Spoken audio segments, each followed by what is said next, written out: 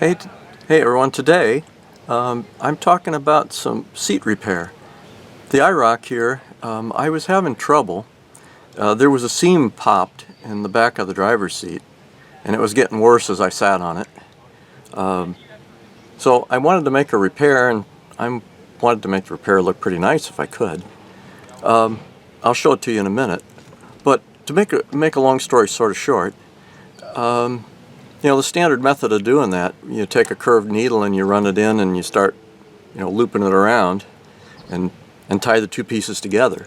But you end up seeing the thread, and it's not a real pretty looking repair. I started it actually, and I didn't like the way it was working, because it's at the back here where the seat fabric goes up to the carpet that comes out of the bottom behind the seat. And it just wasn't going to go well. So anyway, I did a YouTube search, and I found someone out there who I will point you to in a minute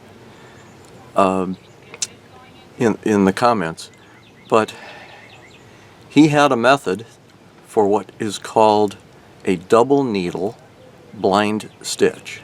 And actually, I think if you go YouTube search, you'll find double needle blind stitch. You'll see he's got one for fabric, one for leather, he's got several different versions, and shows you the how-to really how you do that. What I'll show you here in a minute. See, what I had was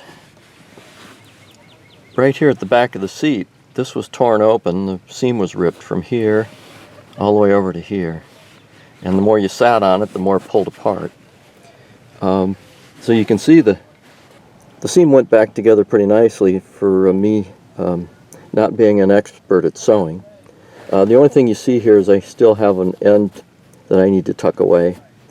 I didn't show you video of me actually doing it because it gets kind of involved and fussy, but basically you use, here's a picture, so you get two curved needles, and they're on both ends of the same thread. It's kind of like a loop here,